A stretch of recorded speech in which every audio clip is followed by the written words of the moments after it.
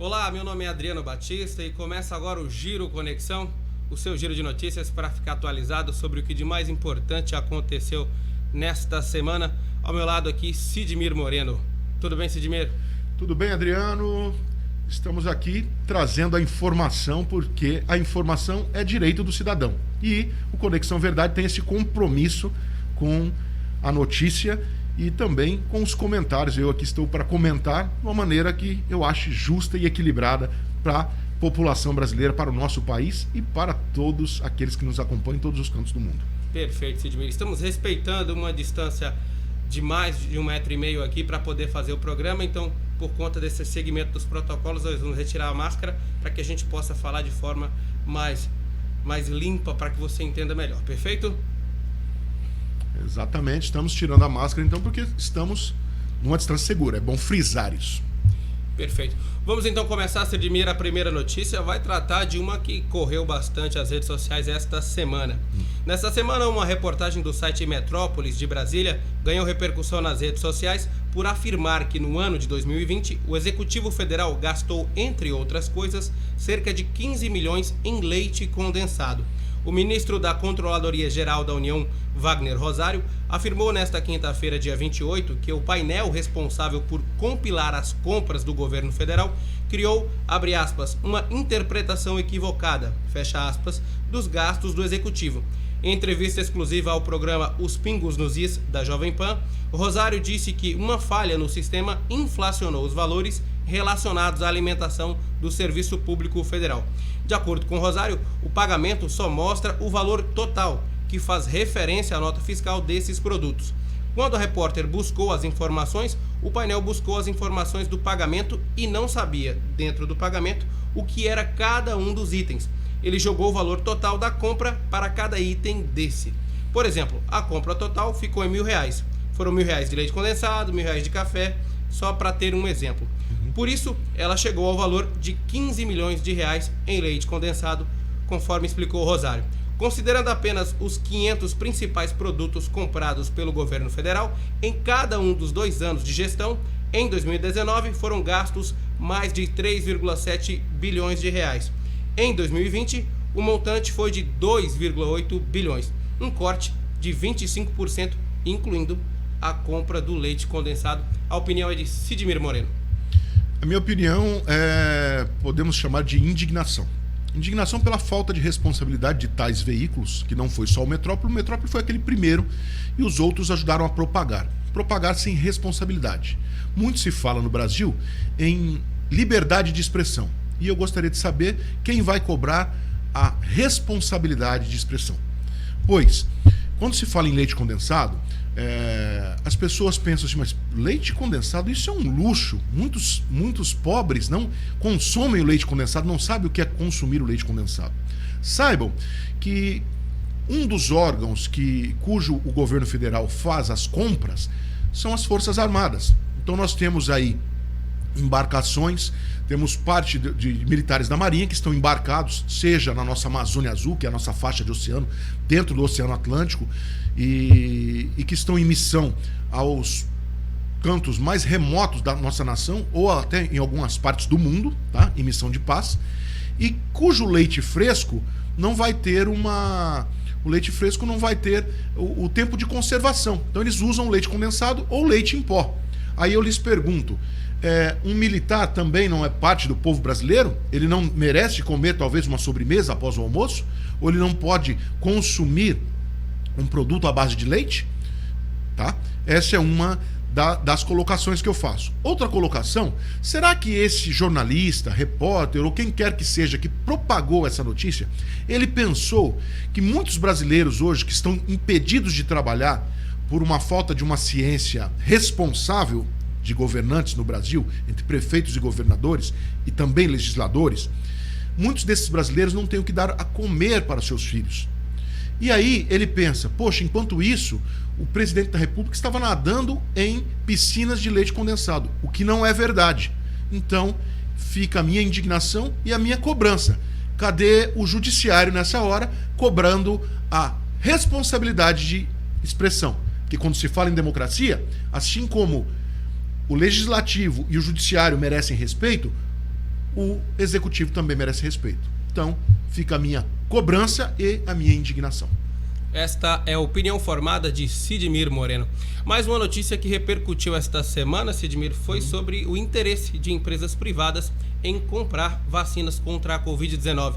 Vamos ao destaque. O presidente Jair Bolsonaro disse na terça-feira, dia 26, que o governo federal é favorável à proposta de um grupo de empresas que pretende adquirir um lote de 33 milhões de doses de vacina desenvolvida pela Universidade de Oxford e pela biofarmacêutica AstraZeneca. Em contrapartida, a metade dessas doses deveriam ser doadas ao SUS, que é o Sistema Único de Saúde do Brasil. A declaração foi feita pelo presidente em um evento virtual organizado pelo Banco Credit Suisse.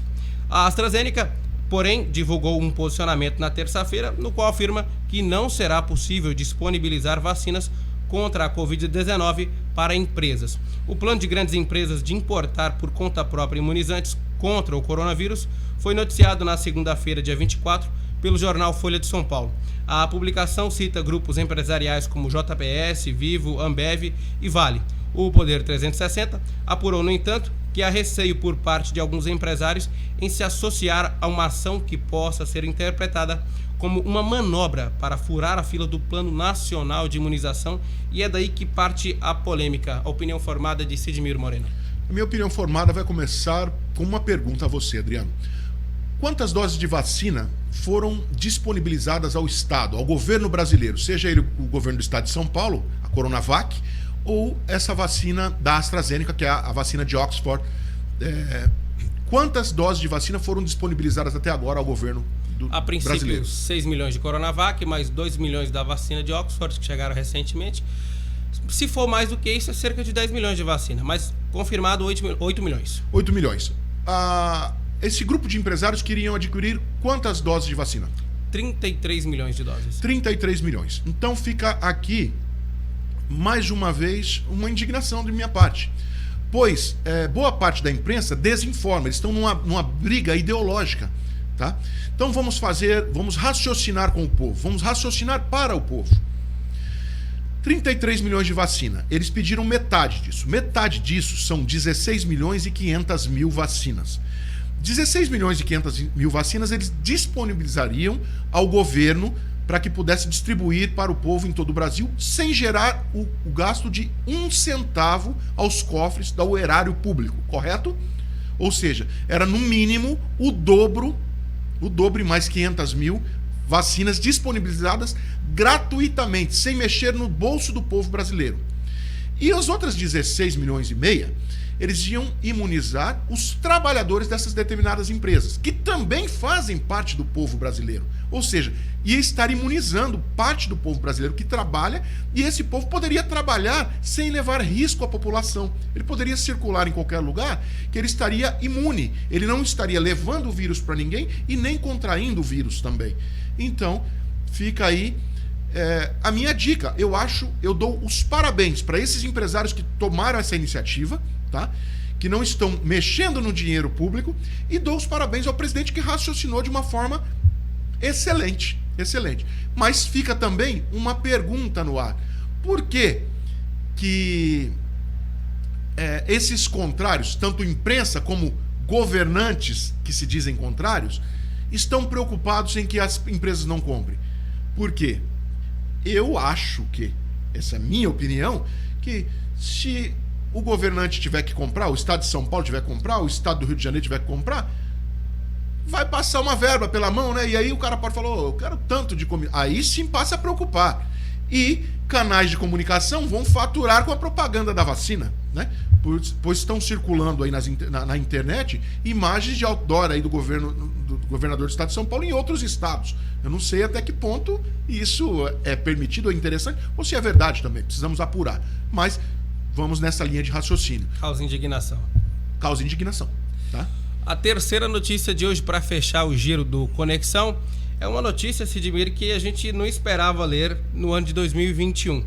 Força Tarefa resgatou 942 pessoas, ouçam bem, 942 pessoas em situação análoga à escravidão, no Brasil em 2020. A Operação Resgate anunciou na quinta-feira, dia 28, que 942 trabalhadores em situações análogas à escravidão foram resgatadas no Brasil em 2020. A Força Tarefa reuniu a Polícia Federal, o Ministério Público do Trabalho, a Subsecretaria de Inspeção do Trabalho, o Ministério Público Federal e a Defensoria Pública da União. A maior parte dos casos foi registrada nos estados da Bahia, Goiás, Maranhão, Minas Gerais, Mato Grosso do Sul, Pará, Piauí, Paraná, Rio de Janeiro, Rondônia, Rio Grande do Sul, São Paulo e Tocantins.